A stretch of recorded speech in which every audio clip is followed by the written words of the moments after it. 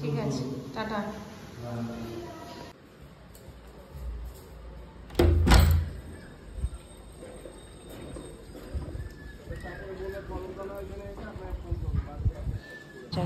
ওই যে বেরিয়ে যাচ্ছে, ওই যে হেঁটে বেরিয়ে যাচ্ছে।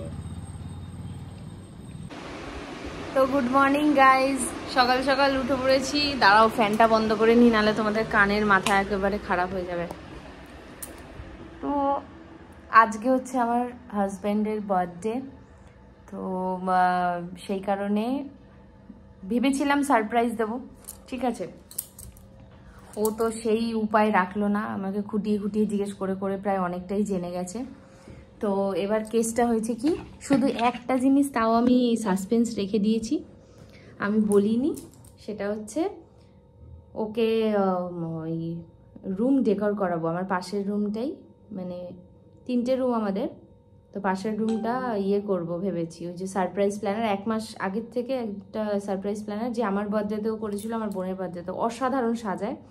তোমাদের নাম্বার দিয়ে দেবো যদি তোমাদের পছন্দ হয়। পুরো ব্লগটা আজকে সারাদিন করবো কন্টিনিউ। তো ওই রুমটা ডেকোর করার জন্য দিয়েছি, খুব রিজনেবল প্রাইসে সাজায় না তো, মানে দারুণ দারুণ।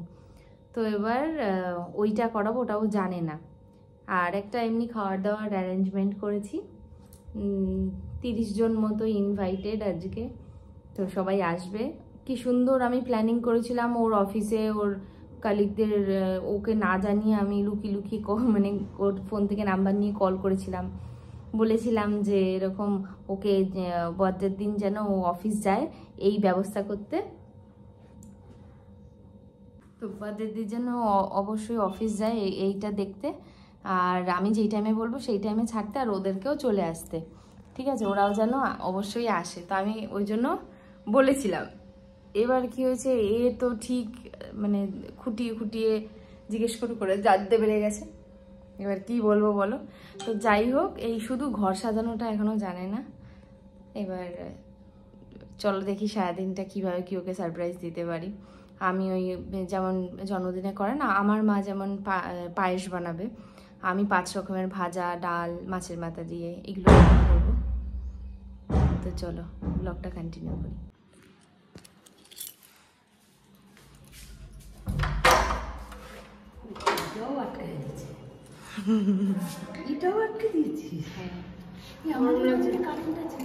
আমাদের এই জাস্ট গেল, ছিল তোমরা এলে আর গেল, এই যে চলে এসছে, আমরা চলে এসছে, বাড়ির লোকের আগমন হয়েছে। সব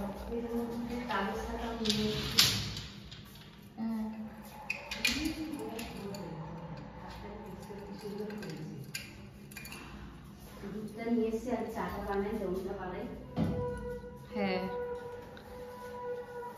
এদিকে আমি ঘর খাটাল ছিল, ঘরটাকে এখন গুছাচ্ছি, চাদর চেঞ্জ করলাম, কারণ লোকজন আছে। এই দেখ লেটকে পড়েছে এসি, জানোয়ার উড়ে। এই ও আগেই বলেছে যে আমি আগে দিদির বাড়ি গিয়ে ঘুমাবো। হ্যাঁ ঠিক আছে, ঘুমা, তোর ওর কোনো কাজও নেই, শুধু ওর একটাই কাজ, কোনো কাজ নেই দিয়ে একটাই কাজ, কোনো কাজ নেই, শুধু একটাই কাজ, ব্লগ করা।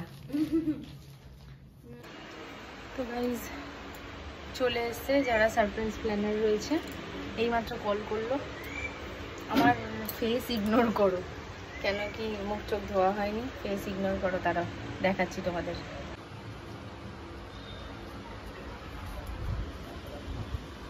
ওই যে আমার বোনও আনতে গেছে, বোনও ওই যে নিচে হেঁটে আসছে, দেখো।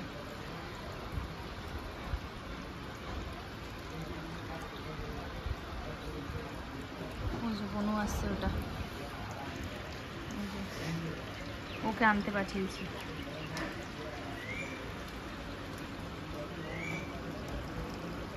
পেয়েছিস বোনো? যাব বাবা, মতিনগর বোর্ড লাগানো বল।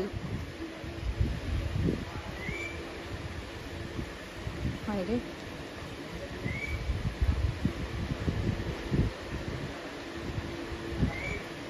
এদিকে দেখো আমার গাছগুলো, দেখো আসলে বেচারা গাছগুলো না পুরো রোদে না শীতকে যাচ্ছে, এখানে কিছুক্ষণ বাদেই এত রোদ আসে, মানে কি ধারণার বাইরে, আর এতটা উঠেছে। এদিকে এই ঘরটা গোছাবো বলে সকাল থেকে ফেলে রেখে দিয়েছিলাম, বসে আটা দিচ্ছিলাম। এই রুমটাকেই সাজাবে, পুরো ফাঁকা রুম, তাড়াহুড়ো করে ওই জন্য ঘরটা মুছে দিলাম, ফাঁকা করে দিয়েছি। এদিকে রান্না বান্না বাকি আছে এখন,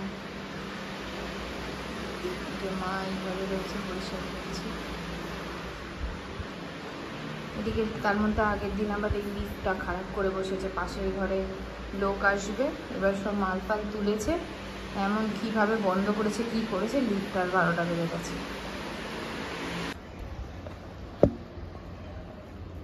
আচ্ছা বনো ঢুকছে, আচ্ছা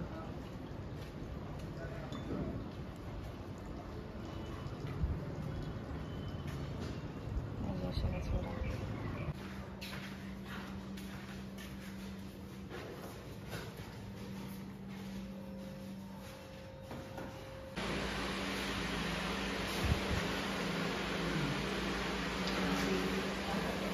हाँ दीदी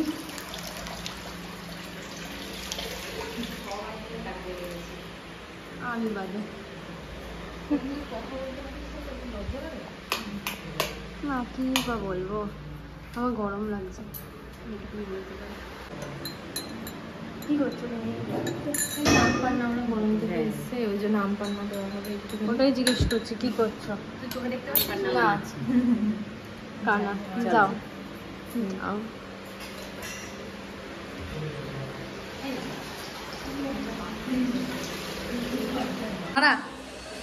ওই যে ওই কেয়াকে আবার মাছ আর 5 রকমের ওর জন্য ভাজা টাজা সব করবো, তো ওই আনতে বলা হয়েছে, তো আসে, ওই যে চলেও এসছে, চলে এসছে। এই কোথায় চলে যাচ্ছিস আবার? এই যে চলে এসছে, ফাঙ্কি লুকে এসছে, বাবা ফাঙ্কি লুকে এসছে। হ্যাঁ ঠিক আছে, রেখে দে এখানে, বেসিনে রাখবি। এদিকে আমাদের হাফ হাফ করে মুছা, আমি একখানা ঘর মুছেছি, 2খানা, মা আবার এইটা ধরেছে। এদিকে এদিকে হচ্ছে এই যে সাজানো হচ্ছে।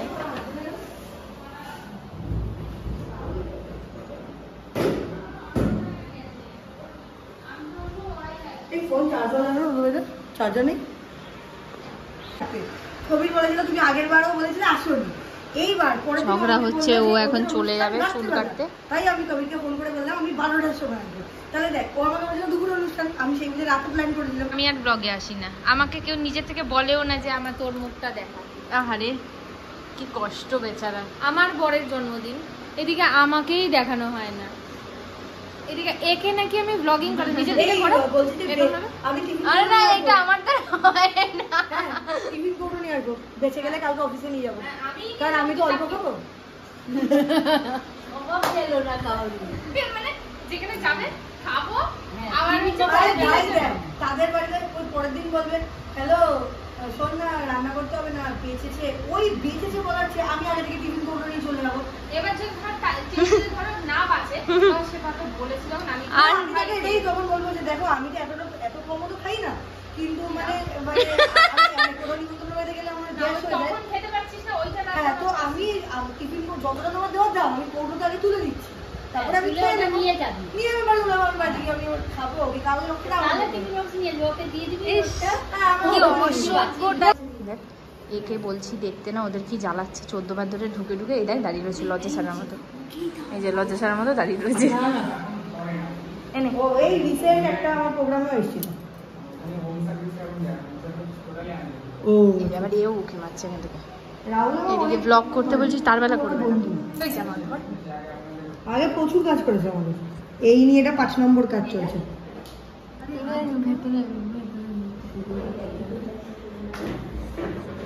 এই যে বেলুনের সাগর, ঢেউ সাগরের নাম শুনেছো? এটা হচ্ছে বেলুনের সাগর।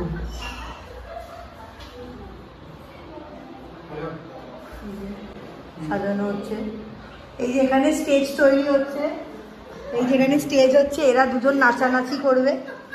আর এই যে ঢেউ সাগর দেখেছো, কিন্তু তোমরা বন্ধুরা বেলুনের সাগর কেউ দেখোনি। এটা হচ্ছে বেলুনের সাগর, ঢেউ সাগর, এটা বেলুনের সাগর। কেন লজ্জা করবে?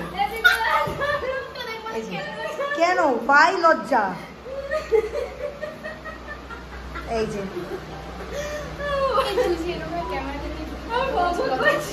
তাহলে আমি জীবনে ব্লগার কি করে হবো? দুদিন মধ্যে আমি ট্রাভেল ব্লগার হবো।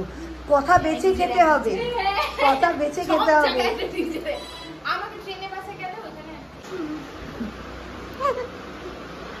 আমার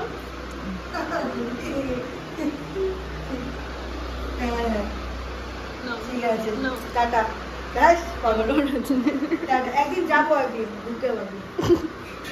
না না, খুব বাজে লাগে, আমি করি তো খুব বাজে লাগে। প্লিজ না, মুখের সামনে না, খুব জঘন্য। আমার এই ফুলটা কি সুন্দর না বল? না এমনি এই যে বাসন ধুয়ে না, মানে আমি এখান থেকে মেজে দিচ্ছি, মা আবার নিয়ে গিয়ে পাটে পাটে ও ওখানে বাসন মেজে দিচ্ছে, এখানে বাসন ধুচ্ছে। ঠিক আছে, আর তুমি আসলে আমি একটু বেশি খুশি হলাম। আচ্ছা ঠিক আছে, কি খাই ও? কি বলছে সব?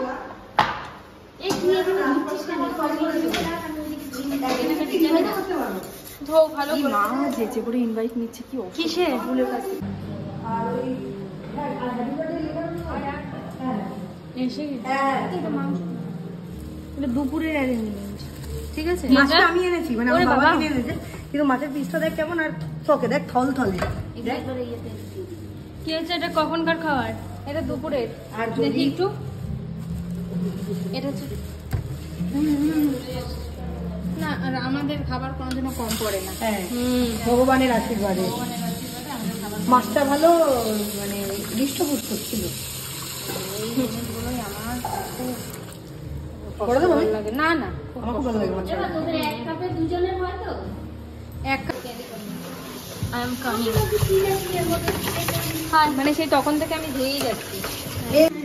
যারা ব্লগিং করে তাদের এসব লজ্জা লজ্জা দোষ হচ্ছে। এই দাদাগুলো এসছো,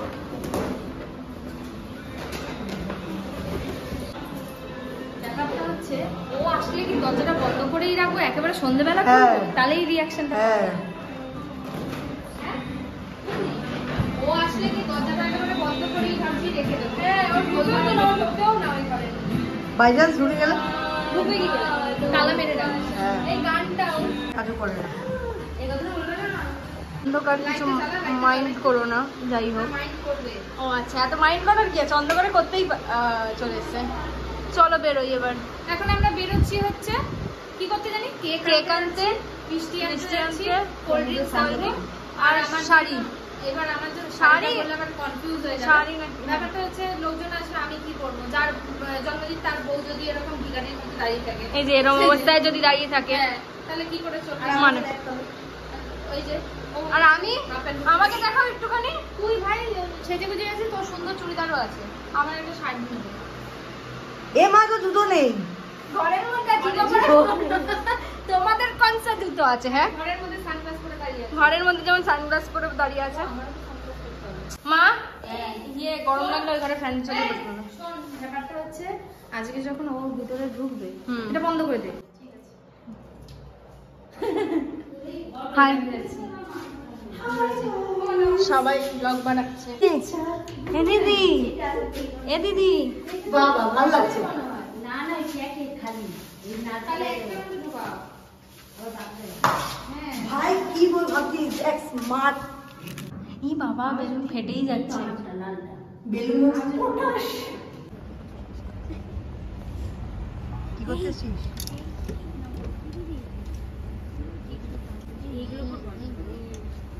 কি করতেছিস? শাড়ি কিনতে। কার তোর? না দিদি, তোর শাড়ি নেই?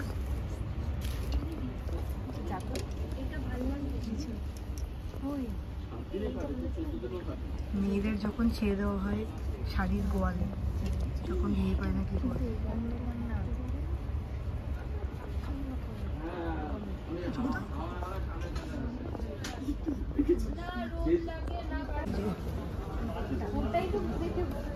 এদিকে না, এদিকে না, চল।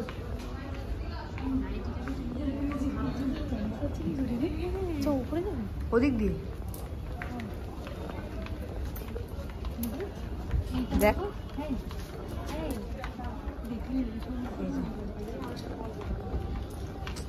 দাঁড়া, আমাকে ফেলে চলে যাস না, পড়ে যাস না। আউচ! এই যাচ্ছে এখন, পুরো শপিং মল ঘোরা হয়ে গেল।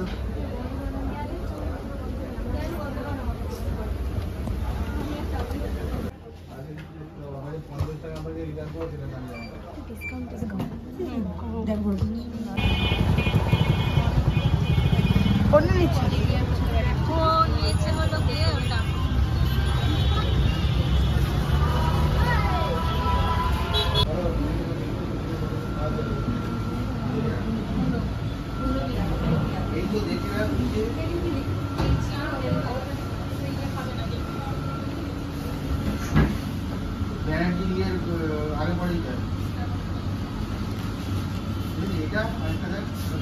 নিচে বিরিয়ানি দিতে দাও। কি নাম হচ্ছে কেকের?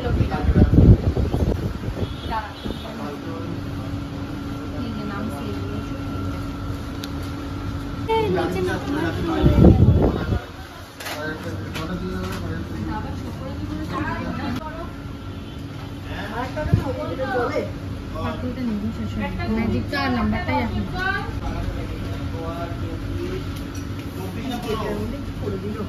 কি করলো আমাদের বাড়ি, মানে আমার মা বাবার বাড়ি। এখানে কেক রাখতে এসেছিলাম, কেক ঠেক রেখেছিলাম, আমরা নিচে ছেটকে ফেলে রেখেছি। ও আবার ঢুঙুনি নিচ্ছে জামা,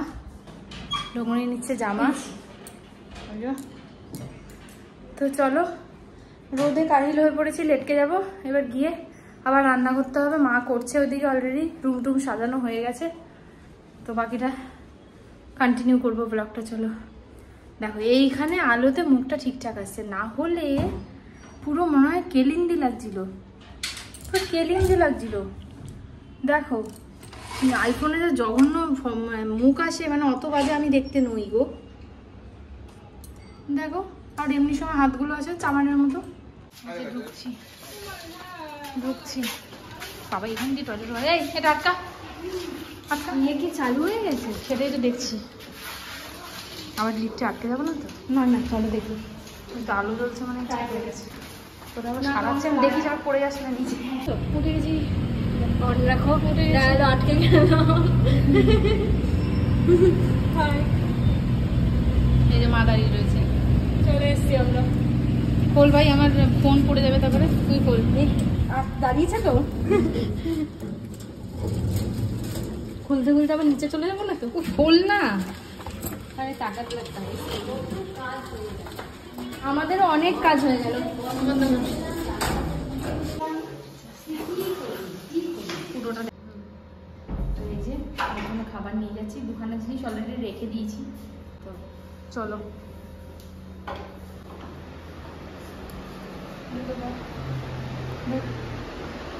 আসো না,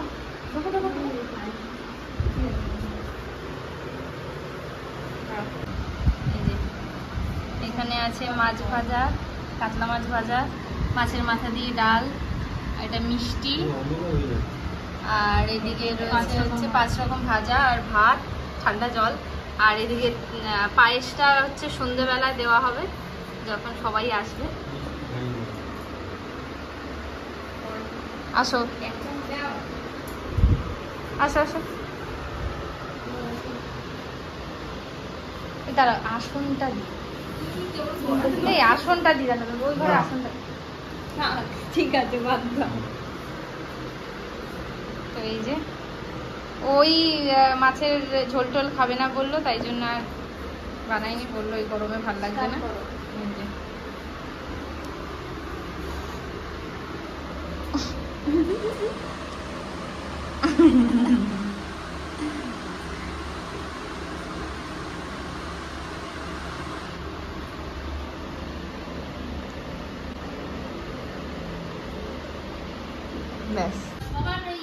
আইফোন সবাই অনলাইনে কেনে, আইফোন দোকান থেকে কেউ কিনবে না। সবাই এখন আড্ডায় বসেছে দুপুরবেলা। অনলাইনে কিনে কেমন লাগছে? কারণে পাথর এসছে কি এসছে থেকে এগিয়ে গেলাম এটা না মানে আমার যতদিন আয়ু এটা বলছি না, এই যে অ্যারেঞ্জমেন্ট আর করলো, সব শেষ হয়ে গেল আমার। এই যে তোমার যে আনন্দ দেওয়ার জন্য যে একটা অ্যারেঞ্জমেন্ট করলো, সেটাই তোমার কেমন লাগে? আমি সেটা দিতে ভালো লেগেছে। ভালো লেগেছে। তাহলে এই পুজোতে তুমি একটু পাও না ব্যাস ব্যাস এই যে রাতে আসছে খাবার ঠিক আছে কি কিন্তু কি বলতে যাচ্ছিল ওর কথাটাই বলতে দিলি না না খেয়ে খেয়ে না ঠান্ডা লাগছে। আমারও ঠান্ডা লাগে না খাওয়ার সাথে এটার কি সম্পর্ক এই যে সবাই জন্মদিন পালন করে আনন্দ করে হিসাব মতো এটা বাবা বলেছিল এক বছর কমে যাচ্ছে হ্যাঁ, তোর জীবনের আয়ু থেকে কিন্তু এক বছর কমে হ্যাঁ গেল। তো কমে গেলে তো কি হচ্ছে ওটা মুক্তির পথে গেলে মুক্তির পথে গেলে মানুষে বেঁচে থাকে যেটা সেটা হচ্ছে জীবন যুদ্ধ মৃত্যু খুব সহজ ক্যামেরাটা বেঁচে থাকাটা ঘোরাই তুমি এই যে বক্তৃতা দিচ্ছ আমি বক্তৃতা বক্তৃতা দিচ্ছি। না এখন মাথা খারাপ না। মাথা খারাপ ওর মাথা না। খারাপ শুনে দিয়ে দেয়। না আমি না মমতা না না দিদি না মোদি ঠিক আছে ইস বাবা, শুধু ছন্দ দিচ্ছি। কলকাতায় উনি কি? হ্যাঁ দারুণ তাক ছেড়ে দে